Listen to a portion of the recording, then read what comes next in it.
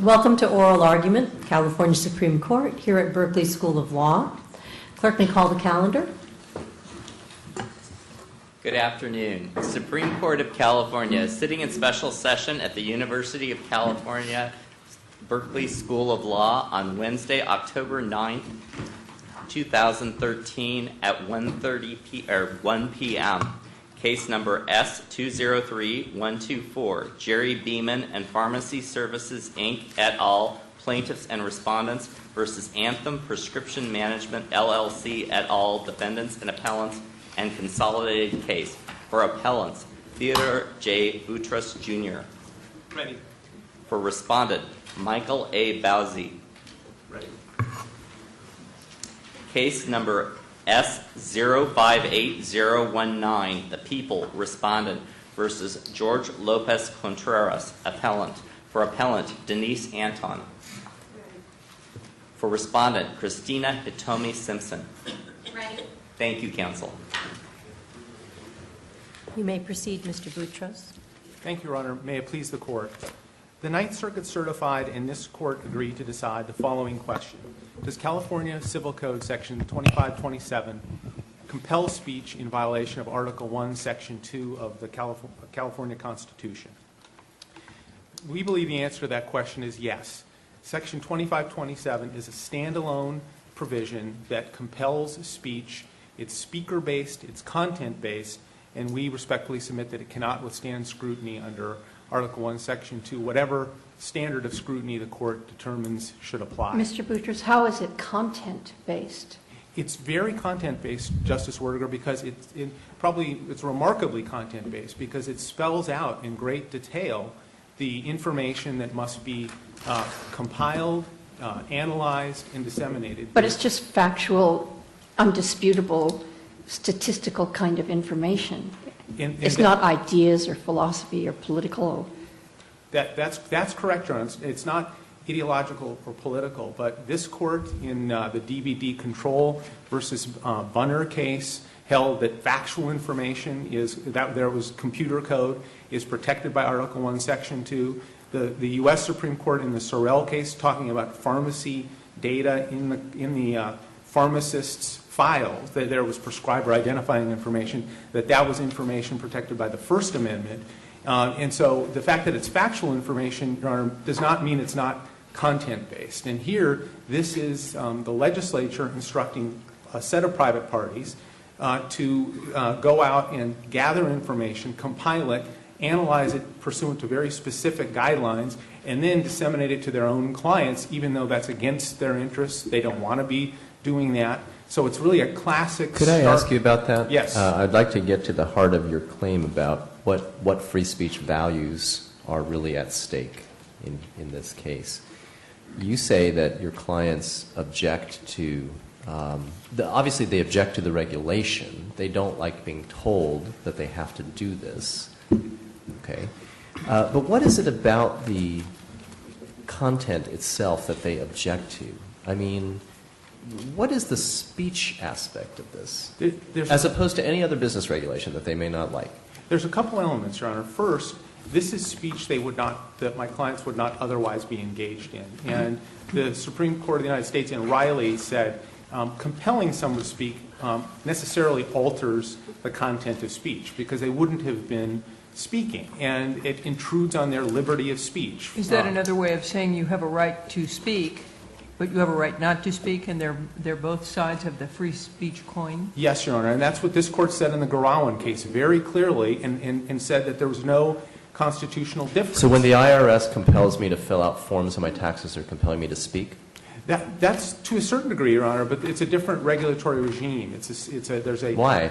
Well, I think one could argue that there's a compelling. Some might not agree with me that it's a compelling state interest to tax people, but at least it's a substantial interest. Has any case ever examined the tax code under that kind of understanding, that it's all one huge First Amendment inflected body of law? That would be an astounding proposition, it seems to me. Your Honor, I don't think the court needs to go that far in this case. Well, aren't you asking us to do something similar? No, we are not, Your Honor. That is the classic case where there's a detailed regulatory statutory regime, and as an incident of that, collecting funds to fund the government. It's not incident, it's the whole thing. I mean, the IRS asks you some very personal questions about your life, information you wouldn't really want to disclose necessarily to other people, but they do it under compulsion of law. And I guess, would we now have to understand that as implicating freedom of speech? No, Your Honor. First, there is a significant, substantial, likely compelling interest for the government to collect funds, and that's the principal purpose. It's not to compel speech. As an incident of that, the government is permitted to collect money. If it was collect speech and gather information, if it compelled speech that was not germane to collecting the taxes, then there would be a First Amendment problem. So this is a very, as Judge Wardlaw said in her dissent from the panel decision, this is a unique, unprecedented provision because its sole object is to compel speech. It's not part of a broader regulatory scheme. It's not an incidental thing. The only purpose of Section 20... Why does making it part of a broader regulatory scheme help the speech problem?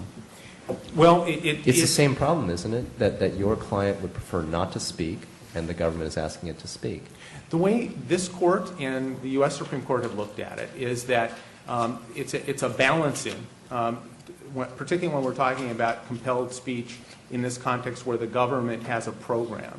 And so while if the government has a legitimate need for information, it will weigh the burdens. That's not saying that all compelled speech by the government is going to be permissible, even if it's part of a regulatory program. This Court in the Garawan case held that compelling funding for advertising could violate the Article 1, Section 2. That's pretty different, though. I mean, I think that's a germane case, but I think it's pretty different because there the allegation was that the plum growers, right, the one farm at stake, said that they don't want to support the message that all plums are the same, right? They thought that the message undermined precisely their desired message, which was that no, they're not all the same and ours is better.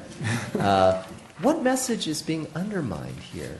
I mean, this is just pure factual information. In other words, I didn't understand your brief to argue that there was anything objectionable about the information that needed to be provided.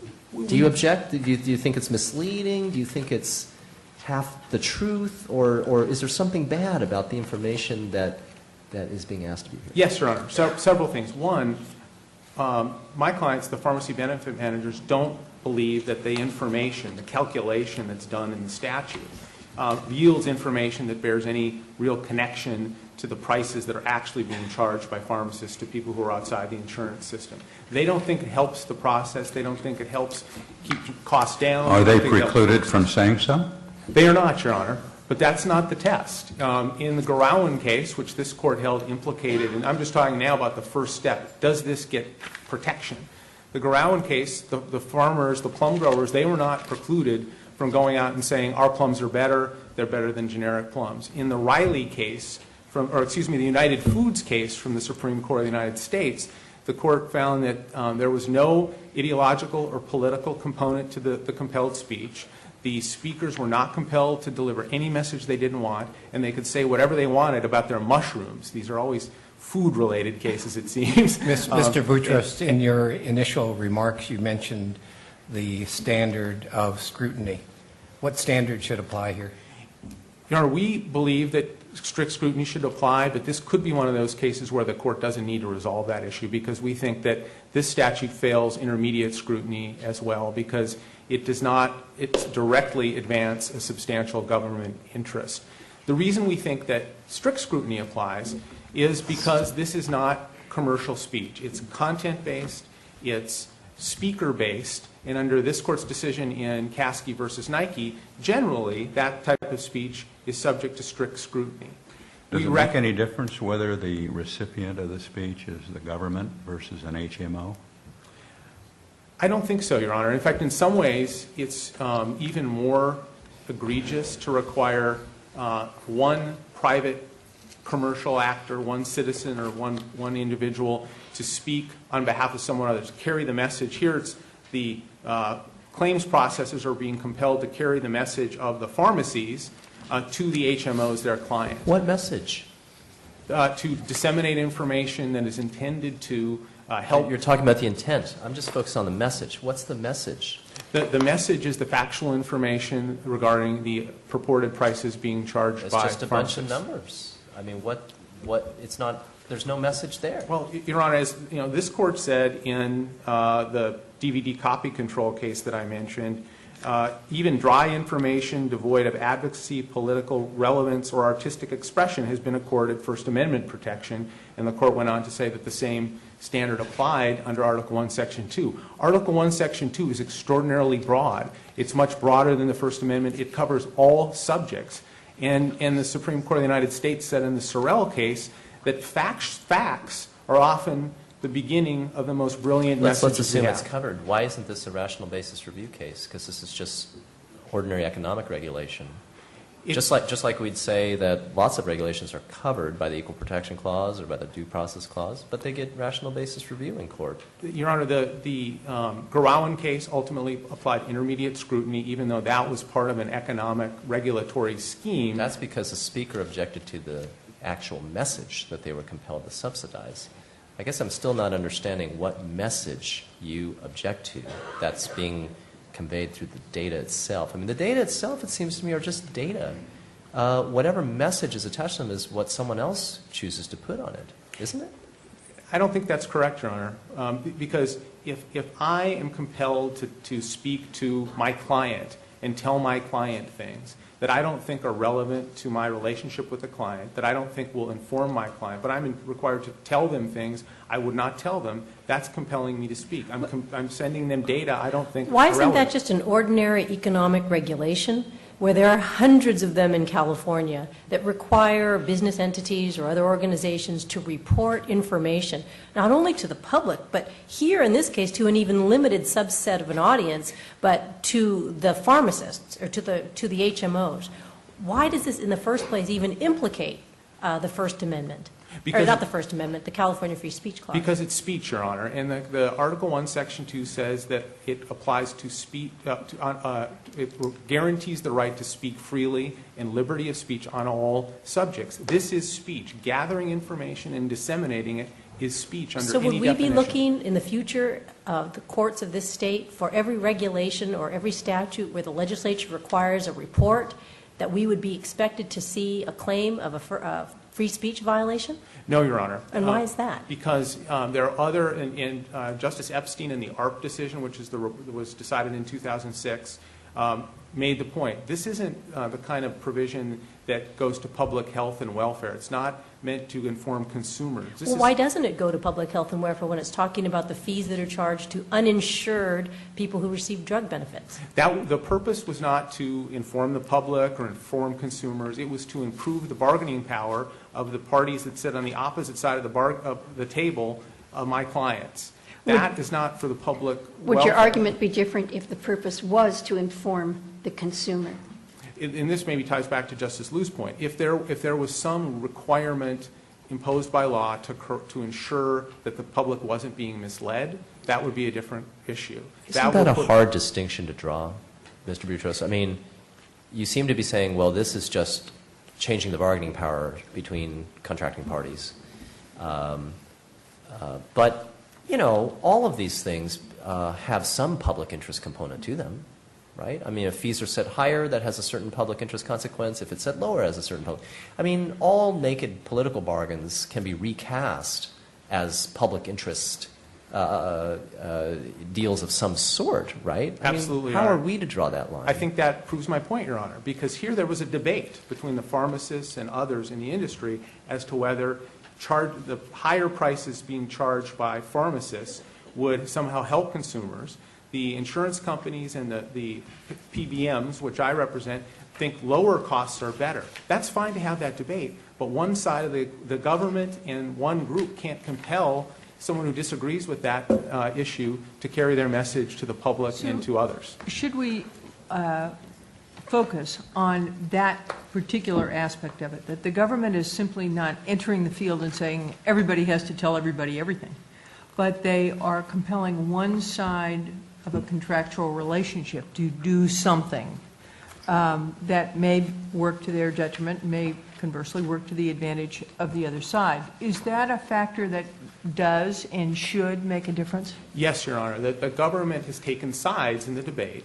And as I said, it would be fine if everyone were free to express their views and lobby the legislature and negotiate. But for the government to say, we're going to compel someone else, my clients, to disseminate the information with the hope that that will, at some point, increase the prices that pharmacists can charge, that goes too far. That violates Article 1, Section 2. But that hope, I guess I'm just sort of wondering how that hurts your client. That may be the hope, but no one is going to understand your client as having accepted that point of view or in any way endorsing it, or you say it's conveying that message, but I don't think there's any message being conveyed at all. I mean, it's just you're conveying a bunch of raw data, or actually not raw, processed data, to a business entity. Your Honor, that kind of data is covered. I mean, if you go back and look... I'm not saying it's not covered. I'm just asking, why should it get particularly careful scrutiny from this court? Several reasons, Your Honor. First, it's a direct content-based mandate to speak, which is a liberty What about violation. nutritional labeling? Well, when I buy cereal, yes. I look at the little box, tells me how many calories, what it's made of. Maybe the manufacturers would prefer not to disclose that. Generally, that kind of labeling is probably going to pass constitutional scrutiny, but Why? the U.S. Because it's a health under and what safety test? issue, right? Pardon me, Your Honor? Because it's a health and safety issue? Yes, you've got a health and safety issue, and at the same time, it doesn't automatically pass it. In the Reuben v. Coors Brewing Company case, the U.S. Supreme Court struck down restrictions on labeling on the theory that there was not a sufficient fit between the public interest in restricting alcohol content from being advertised or being included on the label. So labeling can raise That's a issues. speech restriction. And those are entitled, speech restrictions and speech compulsions are entitled to the same degree of You think there's no scrutiny. difference between a speech restriction and a speech compulsion? I do, and that's what this court said in the Garawan case. That's what the U.S. Supreme Court said in the Riley case. But you do recognize that the Garawan case is entirely different from the factual matter that's compelled here. I do, Your Honor. I think the facts here are stronger because Garawan was a more indirect regulation of speech. It required private citizens to help fund speech by others. Here, this is a direct. This statute requires the claims processors to speak, to convey the information, and to fund it. They have to gather the information. They have to gather the data. They have to analyze the statistics, summarize it, and convey it. That's worse than what was at stake in Garawan. Is it accurate to say that this is an instance where the government is entering the field and compelling one side to, this is going to sound a little loaded, but I want to know if it's accurate. Yes. Compelling one side to disclose potentially harmful information in the context, at least broadly, of a contractual bargain? Yes, Your Honor. That's exactly it. And my clients represent the insurance companies. We'll just pick insurance companies, and they Sure, let's pick somebody everybody likes. I always go for the easy one. Yeah. And so they negotiate these agreements with the pharmacists, and this was meant to improve the ability of the pharmacists to bargain with our clients, which include third-party payers as well, HMOs and the like. And the government is compelling that to happen. And as I said, the policy is debatable. Let's say you could debate that policy. Should there be higher prices fixed by law? We can debate that. That was one of the proposals. Well, so if that's what's happening, and I'll be interested to see whether your opponents agree that that's what's happening, but if that's what's happening, I know that you would just as soon us not have to grapple with the level of scrutiny, but let's just grapple with it for a minute. Which level would be appropriate? Well, here, in the Nike versus Caskey case, this court said that usually content-based regulations and that are speaker-based and content-based are subject to strict scrutiny. We believe that is the standard that should apply here because this is not commercial speech. in Caskey, Why is this not commercial speech? I had a feeling you would ask me that, Your Honor. and I'll tell you why. In Caskey, the court outlined the factors that could be considered. It said there's no real bright line. But one important factor is the speaker proposing a commercial transaction? Here, that's not what's happening. The appellants here are not proposing a transaction, one. Two, is the speaker speaking about its own products and services? Here, no. This is speaking about the pharmacist's fees. And as the court said in Caskey, one of the reasons there's lesser scrutiny for commercial speech is that when the speaker's talking about its own products and services, there's greater certainty. They have the knowledge, and so they should be able to get accurate information. And they have a profit motive for speaking, so they're less likely to be chilled in terms of their speech. None of those things apply here. And there's an interest in preventing the person who owns the information from manipulating it for the potential purpose of fraud. Right, exactly. And so there's a stronger consumer-based reason in those contexts. And back to Justice Liu's question about rational basis review, the U.S. Supreme Court and this Court have really reserved that in the speech context to speech that's compelled or restrictions that are necessary to ensure that consumers aren't misled. That's not the purpose of this statute. You can comb the record. The pages that the plaintiffs cite in their brief, I went back and forth over them many times, including their complaint. Do you think that the cereal box labeling is designed to prevent consumers from being misled? Not necessarily, Your Honor. I didn't think so either. I mean, I sort of think of that as just, useful information for consumers to know, right? Yes. It's not that, in other words, short of a finding of fraud or some sort of deceit by the cereal companies, the government could have some interest in just enabling consumers to know more about what they buy in their products. And surely that is possibly detrimental to the cereal manufacturers, because that might mean some people might look at their labels and buy less cereal. I do. Yeah, Your Honor, absolutely correct that the government might find a substantial governmental interest to ensure consumers have nutritional information. You think that's an intermediate scrutiny case? Yes. Is there any authority for that? Well, I think if we look at 44 Liquor Mart from the U.S. Supreme Court, I think we look at the Garawan decision by this court. If it's commercial speech and it's meant those are not speech compulsion cases, are they? No, but the same standard applies, Your Honor. Why? Why do you think that, though? Because this court... the whole commercial speech doctrine is premised on the notion of ensuring the free flow of information relevant to commercial transactions. Your Honor... And so one would seem to think that a big difference would be regulations that prohibit that free flow versus regulations that facilitate that free flow. This court rejected that very argument in the Garawan case, and that was a compelled speech case, and the court ultimately found in Garawan 2 that intermediate scrutiny applied. Mr. Boutros, before your time's up, yes, Your Honor. To go back to your view that this is content-based, would you give me an example of some compelled verbalization, compelled speech, conveying factual information that would not be content-based in your view? Well, the Supreme Court of the United States said in the Riley case that where you compel someone to speak when they wouldn't otherwise speak... Per se? Per se is altering the content.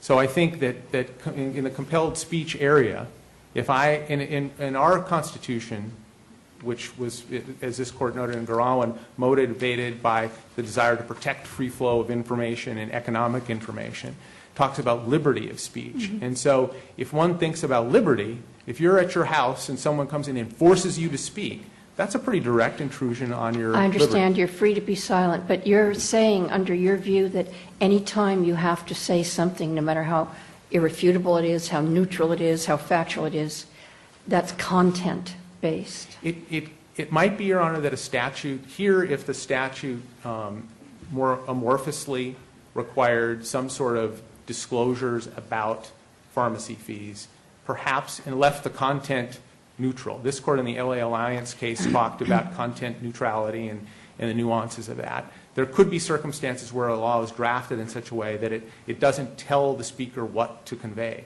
But this statute, all it does lists the exact content that must be conveyed. It explains how it's supposed to be gathered and disseminated. So there might be different types of statutes that could be enacted that wouldn't compel content, but this one certainly does, Your Honor. Suppose the legislature passed a statute that said, anytime a new client comes into your office, you are compelled to disclose your law school GPA and how many times it took you to pass the bar.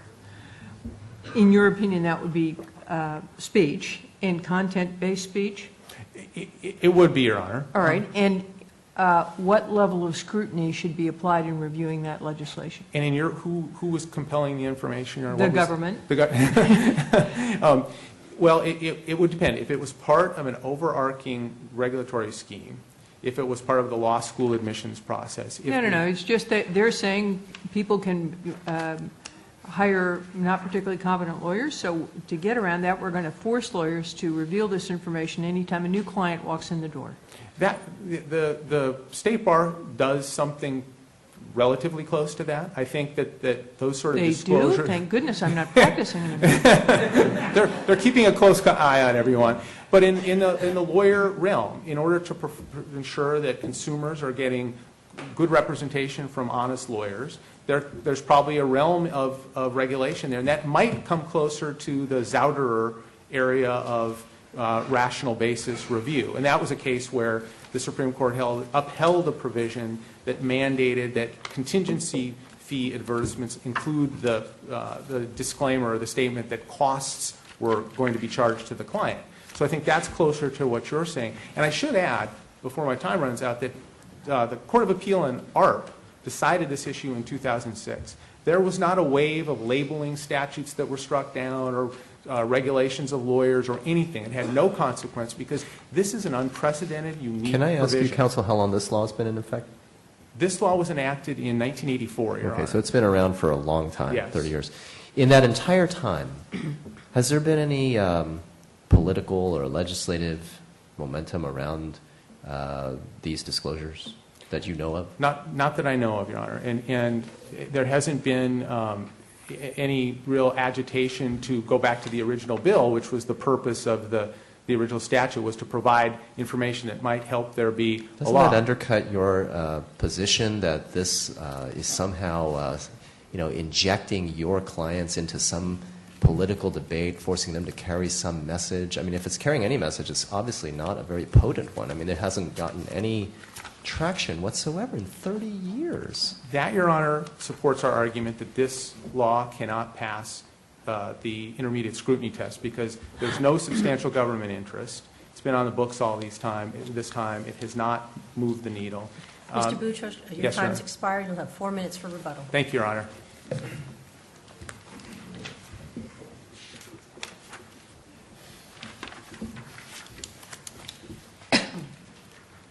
Good afternoon. May it please the Court. I'd like to start, actually, by addressing some things that were just said and correcting what I think are some really important notions. One thing that stood out to me as a question asked, does it make any difference whether the recipient of the speech that's at issue here is the government or private actors like HMOs? And the answer was no, it doesn't make any difference. And that's an interesting statement because that's directly contrary to what the United States Supreme Court said in Riley. In Riley, the United States Supreme Court said that the state could compel the fundraisers in that case to report their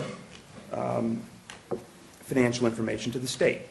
That's at page 795 of that opinion. It says, North Carolina may constitutionally require fundraisers to disclose certain financial information to the state as it has since 1981. Doesn't that undercut your position? No, I don't think because that distinction would seem to cut against you. The notion of disclosing to the government is okay, but the whole point of Riley was that disclosure to the private, it's a private solicitation.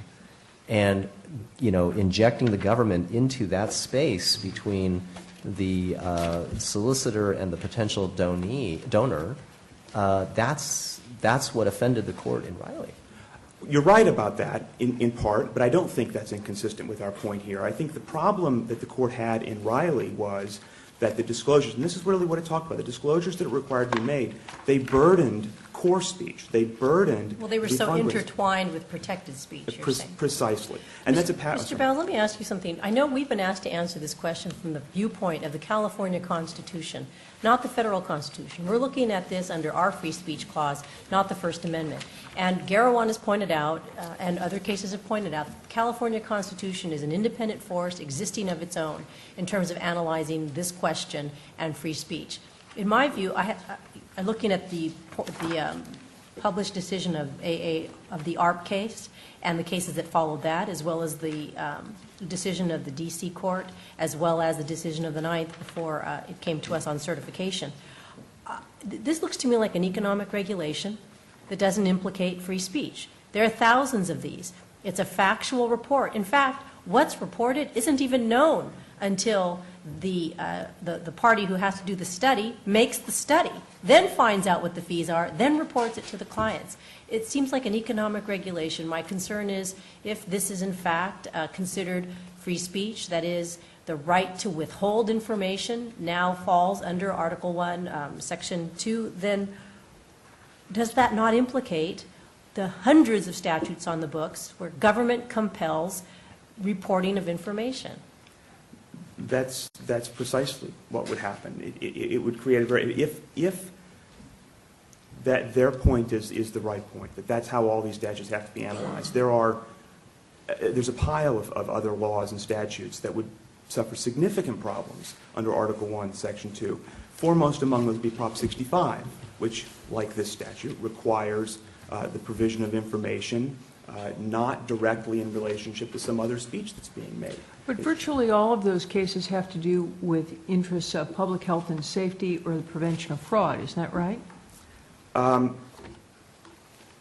Well, no, I don't think so. I mean, for example, the Fair case, the Supreme Court's decision in Fair, didn't have anything to do with public health or safety or fraud. But I would point out that I think that the case can be made, and I think that the case has been made here, that this statute actually does have to do with public health and safety, and it can be justified on those grounds if it needs to be. That being that one of the concerns that the legislature expressed, and certainly on a more developed factual record, one that I think could be established, is that as reimbursement rates are paid to pharmacies are reduced, and they come to some point that's so low that rural pharmacies, independent rural pharmacies, can't stay in business anymore. They go out of business. That limits access to health care by people who live in those rural areas. That's a legitimate concern for the state to have. Isn't that what Justice Epstein wrote in the opinion below, That's right, when he said that this affects the question of access essentially for insured and uninsured alike? Right. May I take you back to fundamental principles? Do you agree with the view that the California liberty of speech provision protects the right not to speak? It depends. I think the answer is yes and no. It depends on the circumstance. You know, this is the same situation. I don't think that the California Constitution, as it relates to this case, is any different from the federal Constitution.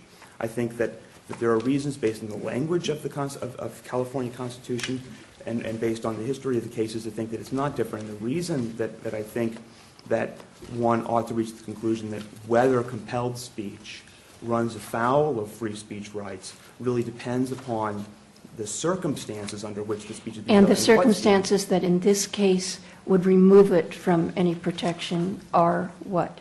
Are that, number one, we're talking about purely factual data, which I think is significant. Well, I just have to stop you there because your opponent vehemently denies that it's just neutral factual information. It's information, supposedly, that the compelled speaker would not want to convey, so that's not neutral.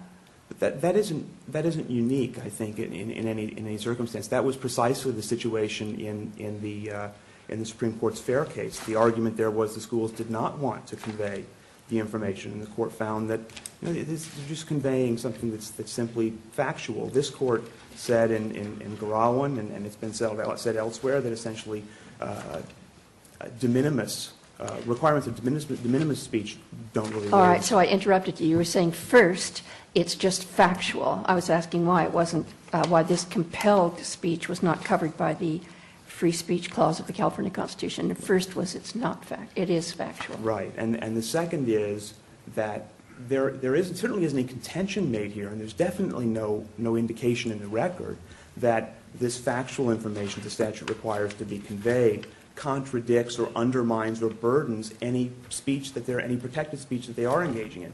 But this goes back to what I was saying earlier about the analysis in Riley, the analysis in all the other cases that talk about compelled speech. And I think it's an important distinction, compelled speaking versus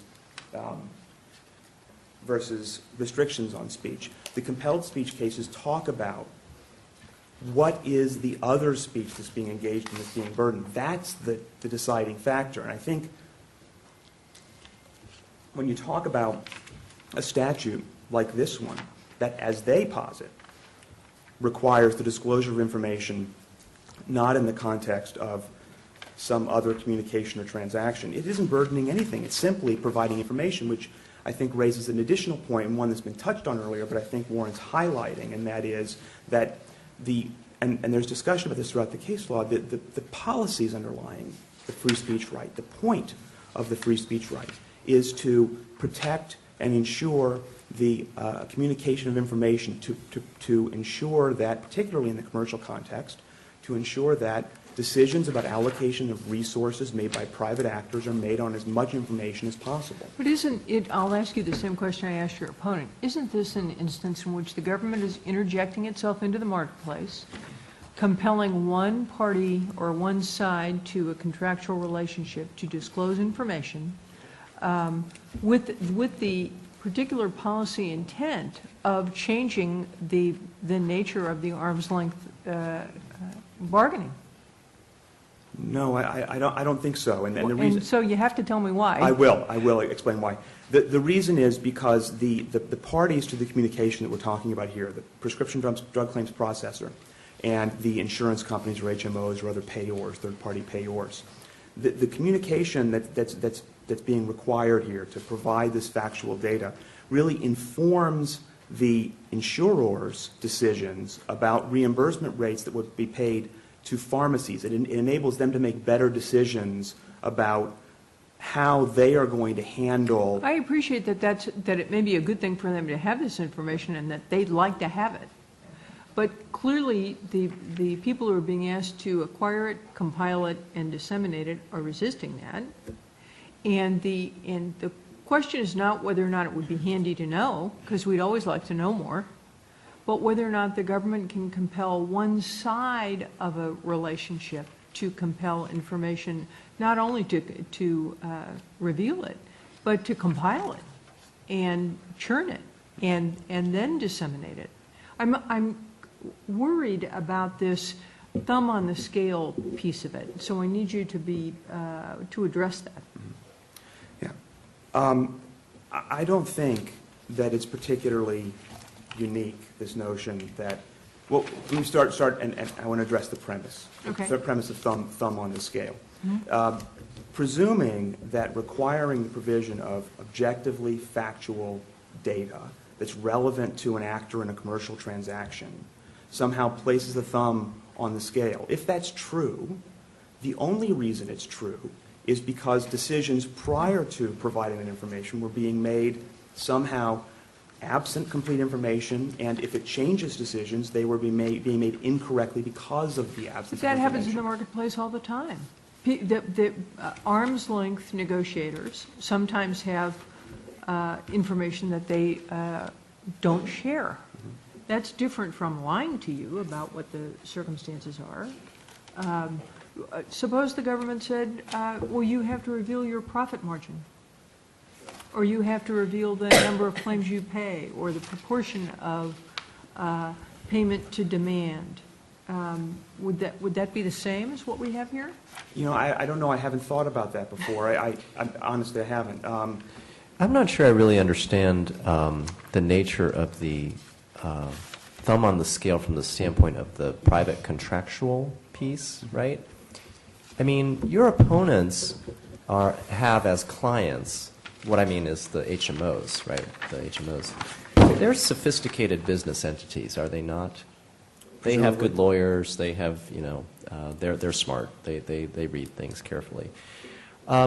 How exactly is it that this information alters the contractual power in terms of what they would pay as reimbursement rates? I suspect you don't know either. I mean, that's kind of my question is I don't really, I could see that this information might provoke some public response, meaning maybe, the public would desire legislation or something like that. But in terms of the private contractual matter, what exactly is the causal pathway there of how the private transaction is altered? Sure. Well, I think ultimately that's a judgment for the legislature to make in this case. I realize the court has an oversight responsibility, and I'm not suggesting the court dispense with that obligation. I'm simply saying that I think that the legislature can make rational decisions about that. But to answer your question, the provision, I think, of this information, certainly one conclusion that one could rationally and reasonably reach is that when an insurer is deciding whether essentially to how much to pay a pharmacy in reimbursement when that pharmacy dispenses medication, one piece of information that ought to be relevant is what prices is the pharmacy charging to others. It's obviously not the only piece of information. Clearly there's other information that's relevant, much of which the insurers have. But I think that a rational decision maker could reasonably use information about, well, what's being charged to other people? That gives me some idea, at least some concept of, am I getting a good deal? Are the prices that I'm currently paying under my agreements with pharmacies? Or not, right? Or not. I mean, or not. The point is that the recipients of this information are completely within their rights to ignore it. That as well. That's true. Right? So there's no message or compulsion being forced upon them or no sort of government recalibration of the bargaining power. In other words, I mean, what I mean is these are sophisticated business entities. They are aware, no doubt, that when they receive this study report, they know it's because the government told Mr. Boutros' clients to provide it to them. Let me ask there's you no a confusion hypothetical outside the realm of this kind of complex factual situation here.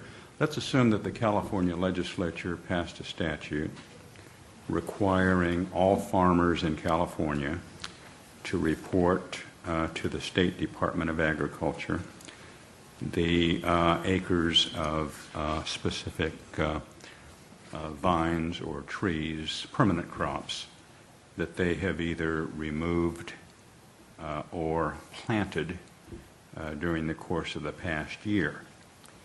And the purpose for the statute is to give other farmers within the state more accurate information so that they could make their own decisions as to what to plant and what not to plant.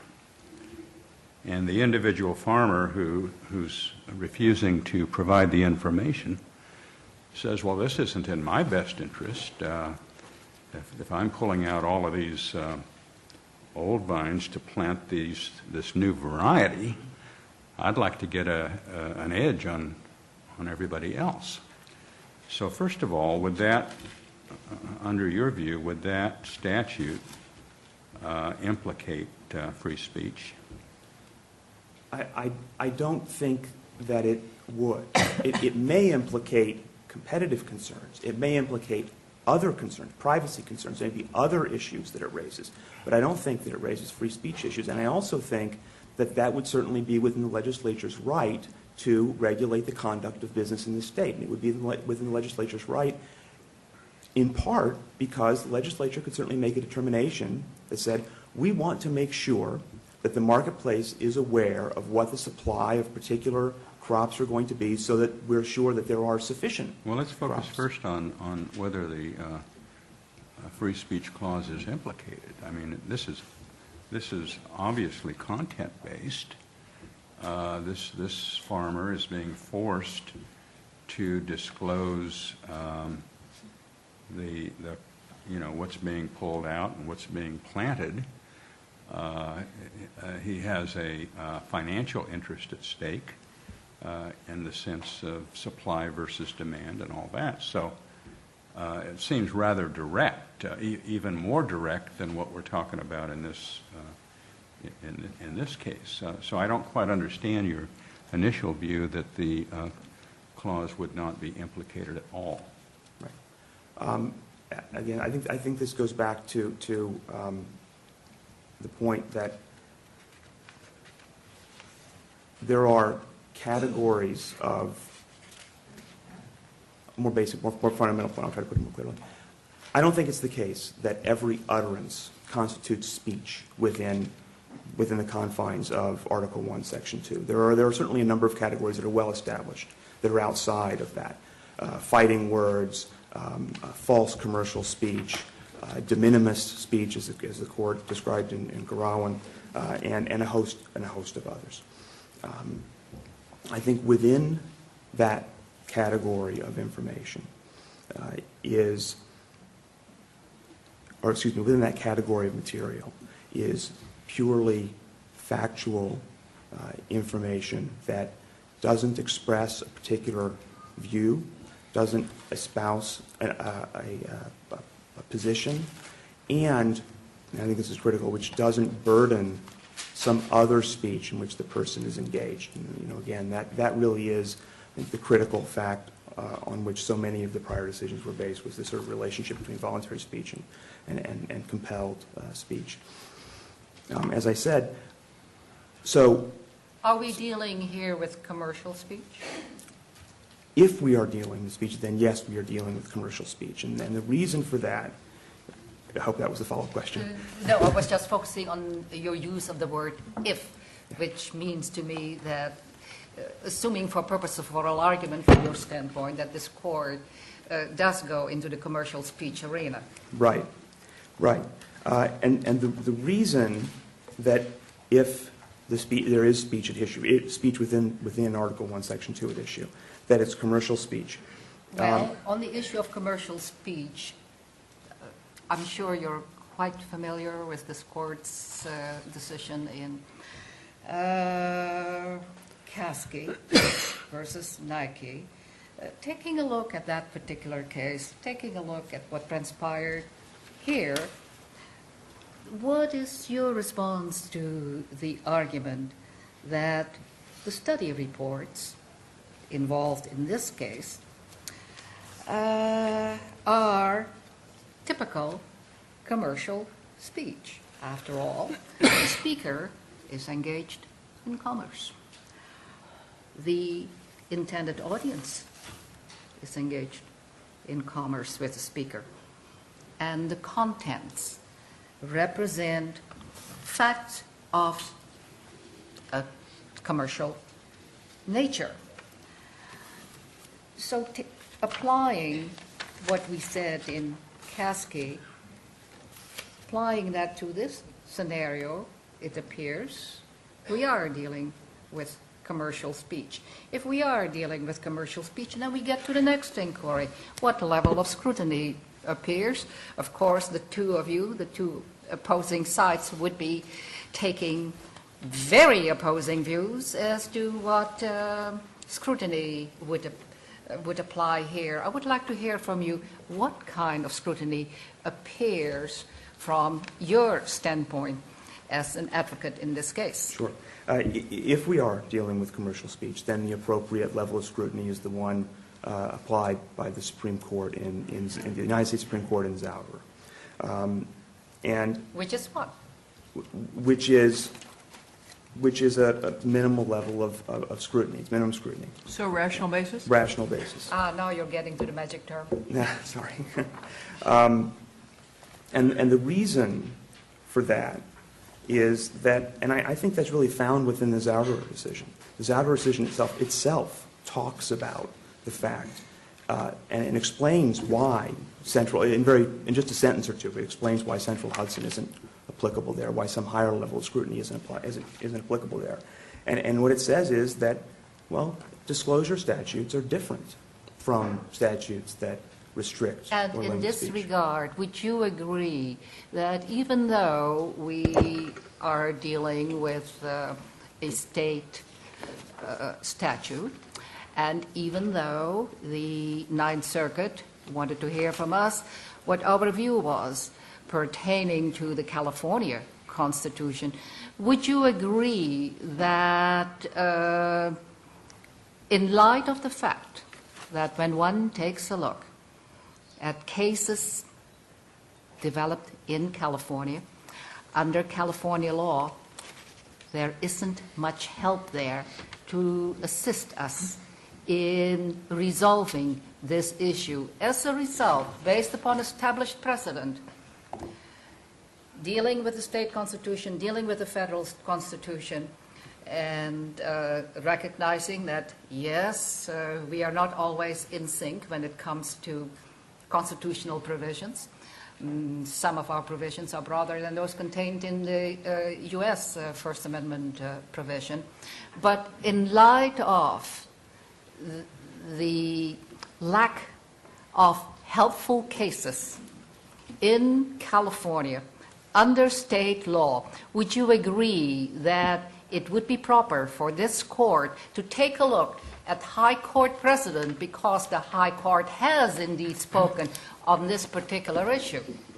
I do agree with that statement. I think there isn't, you're right, there isn't law in California from this court or from others that really speaks to the particular issue here, but there is United States Supreme Court. Well, isn't that possible because under California we've not looked at economic disclosure factual information as implicating free speech? We see it as other violations. It may be a statute like this is challengeable under some due process or equal protection issue, but this would be the first time that we found that our free speech clause actually restricts speech, protects you from saying nothing. There is a dearth of these cases in California because we haven't typically viewed statutes that require factual disclosure of information, even though the person who's required to disclose the information may have some speculation about its purpose or disagree with how it may later be used. The information that is being compelled is factual. That's why there is likely not a lot of California cases, because we haven't thought of it under the First Amendment, under our free speech clause. And of course, I want to point out, it seems to me you said earlier that the California Constitution free speech clause and the U.S. Constitution First Amendment are similar. I find them entirely different, differently worded, different implications, different forces, different independence. And Garawan spoke to that as well. It did speak to that, and there's other case law speaking to it, and you're certainly right. There are instances in which California's free speech clause is different from the First Amendment to the Constitution. But I don't think there's any reason, I don't think there's any precedent within this state, and I don't think there's any reason to conclude that as it relates to the law at issue here, as it relates to the issues here, that that California's free speech law is different. If we were to say, contrary to your view, that this rule implicates speech, but contrary to your opponent's argument, were to apply rational basis, presumably you'd argue there is a rational basis. I would.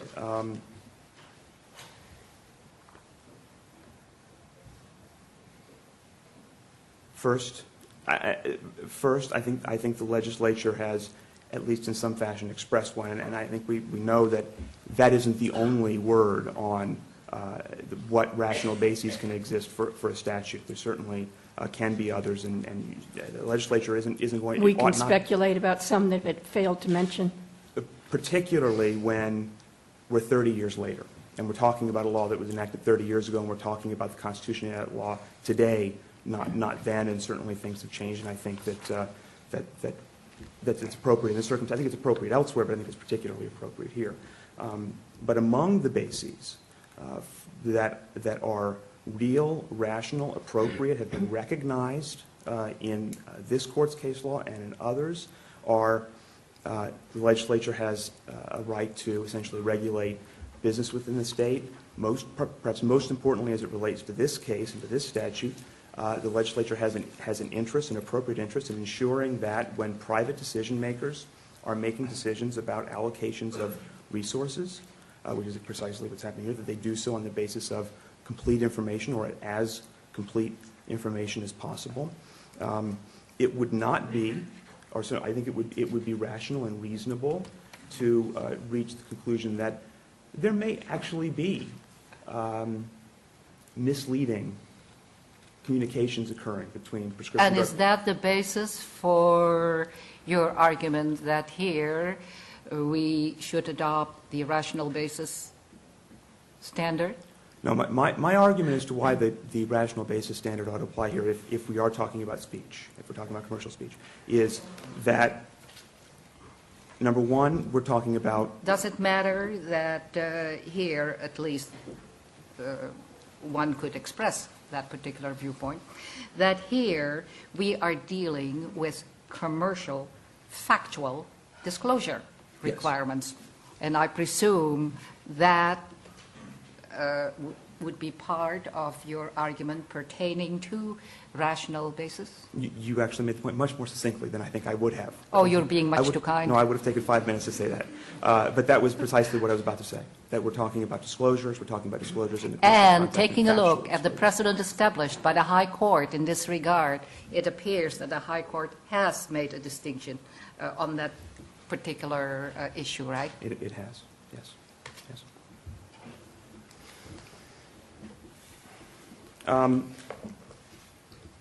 Another point that I wanted to touch on that I think warrants some response is this argument that we're talking about a content-based restriction on speech or content-based regulation of speech.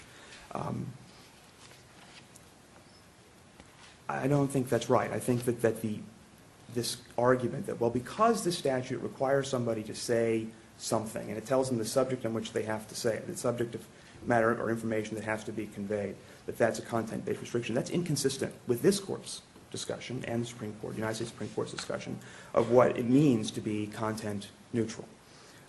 In Los Angeles Alliance for Survival versus City of Los Angeles, this Court talked about what content neutrality means, and it says that it doesn't require literal or absolute content neutrality, but requires only that the regulation be justified by legitimate concerns that are unrelated to any disagreement with the message conveyed by the speech. Is there any requirement here to express a particular viewpoint? No, there isn't.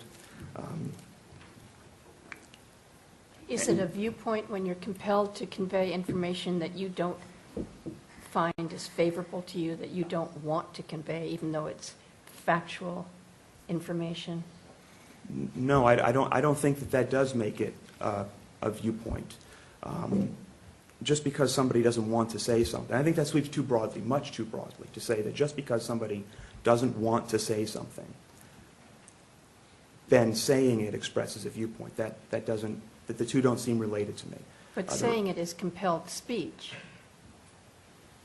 But you would say it's viewpoint neutral, so therefore, what? Therefore, it doesn't come under the liberty of speech clause, or therefore rational basis review applies? No, I think rational basis review, if we're talking about commercial speech, rational basis review applies because we're talking about disclosures in a commercial context and disclosures of factual information that's relevant to the listener, which is actually another point that I should mention, and this Court has talked about before, and the United States Supreme Court has talked about before. The free speech rights, they don't just contemplate the interests of the speaker, but also the listener, which is why this Court and others have talked about this notion that the communication of information is an important item protected by the free speech rights. But I think that rational basis applies because we're talking about disclosure of information rather than restriction of speech.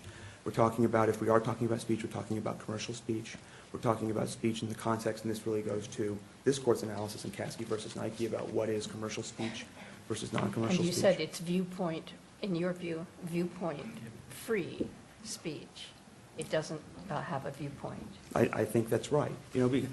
Because it could very well be that the data collected and distributed under this statute actually reflects that pharmacies ought to be paid a lot less than they're currently paid by insurers.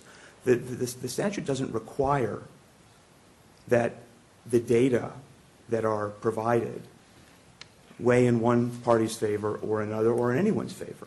Mr. Bowes, you may finish your thought, but your time's expired. I actually had finished my thought, so Well, then, thank you. thank you. Yeah. Your Honors, I will pick up on that last point. There's simply no basis for arguing that this is a viewpoint-neutral statute. The legislative history makes very clear that the sponsor and the reason for this bill was because the sponsor believed that pharmacists should be paid their usual and customary charge, and the hope was that by compelling this speech, at some point in the future, this information will become the basis for reimbursement. The government weighed in on the side of a dispute about how there should be reimbursement by compelling speech. Now, is this commercial speech? I think you've touched on that, but bring us back. Is this commercial speech? Yeah, Your Honor, I think it's a close call because, as Justice Kennard was outlining, it is in the realm of economic activity. I don't think it meets the specific tests of Nike, but I can see how this court could interpret it to be commercial speech. Let's say that we might hypothetically. Yes. Then does, well, only hypothetically, then does rational basis review come into play? No, Your Honor. This court held in the Gerwallen case, in the Yes. compelled speech case, that intermediate scrutiny applied. And that was about But that was truly a viewpoint, not neutral. It was a viewpoint kind of speech. But that doesn't matter, Your Honor. I urge the court to take your decision in Gerwallen 2, and the U.S. Supreme Court's decision in United Foods, because, by the way, I think the court got the message from your decision and altered its analysis and got it right in United Foods. And the court said there in United Foods, it doesn't have to be affecting the viewpoint. It doesn't have to be ideological. It doesn't have to be political. It doesn't have to restrict your speech in any way. If it's compelling speech and it's subject to intermediate scrutiny and the law has to be struck down. And this wouldn't pass intermediate scrutiny in your view? I think Justice Liu's questions really got to that point. The law doesn't make any sense. Why would the people who get the information don't have to even open the envelope? There's no evidence. I've never heard in a commercial situation, if you go to your client and say, here are the prices, they're a lot higher that they're charging to other people, but I'm getting you lower prices, they're going to say, maybe we should pay them higher prices. There's no statistical, rational, commercial reason. I don't think it would survive rational See, basis. I don't know why that doesn't undermine your position, actually. I mean, this is we're sort of going round and around this, but that's precisely why, when you look at this disclosure, you would think there's no viewpoint being conveyed here at all. You're right. You insist this is viewpoint-based. This is really a far cry from United Foods and Gerwallen. Those cases expressly say in terms that the desire of those regulated entities to convey their messages, right, is being frustrated by the endorsement, essentially, of a message they don't want to endorse. And as I mentioned, Your Honor, we think that this formula, and my clients believe, it doesn't provide any useful information, that it's not giving an accurate read of the actual prices being charged. They object to having to convey that information. And I think while we're going round and round... Does it require you to warranty that they are accurate? No. But again... I mean, that's so whoever gets this information, it's not even, as you say, no one even needs to open the envelope. But that makes it a completely toothless law that does not directly advance a substantial... We have lots of laws like that. But not where they compel speech, Your Honor. And Doesn't it also ignore the cost of compiling and preserving the information? yes, Your Honor. Your challenge is not to the cost. I want to ask you another related question, if I may, and I don't mean to cut you off, Justice Liu. I'm sorry, I interrupted you. Well, we could argue over that. I want to give you an opportunity to speak to this question. From your point of view, how does the compulsion of this speech, if indeed it is speech, affect the private contractual relationship dynamic? It puts the thumb on the scale But of the government. how does it do that? By compelling speech in order for the purpose of assisting one side, the pharmacy side, of achieving their goal of getting higher prices. And I said, this goes to what the Supreme Court of the United States said in the Sorrell case. There's a difference of opinion, which is fine, but the government is not allowed to take a side on that issue and then compel one private actor to speak in order to further the other private actor's goals. And that's what's going on here. And I think it would be a dramatic departure I don't from think this Court's tradition. cereal box labeling is the same thing? It is not, Your Honor. Why not? That's different. That's Why? a health and safety and protection of the Okay, consumers so you're going to and public. distinguish it on a separate ground then? Yeah. What Yes. about Justice Epstein's quote in the case in ARP in which he said, I'll read it to you because I think this goes to your point about health and safety. He says, while increased payments would benefit pharmacists, it would also potentially benefit insured consumers. The theory was that if insurers paid the pharmacies fees closer to the amount paid by uninsured consumers, pharmacies would be more likely to continue to contract with insurers, and insured customers would have greater choice. Why isn't that a very public interest-oriented rationale for what's going on here? Your Honor, the problem with it is that that was the sort of broader arguments for the first bill that had the price-fixing mechanism that was going to set the charges. But even assuming that's a legitimate interest, there's no fit. And that's what this Court said in Garalin, that there has to be real and appreciable connection between the objective of the statute and the statute's mechanism for getting it to happen. As you pointed out, there's no possibility, there's no connection between what the statute's doing. And I want to just make this point. Mr. Boutros, you may make that point, but your time's Thank expired. you. It would be a dramatic departure from what this Court said in Garalin and through its history enforcing the liberty of speech clause and protecting rights, including in the economic sphere, which is equally as important in this context. We request that the Court answer the question, yes. Thank you. Thank you, counsel. Matter submitted.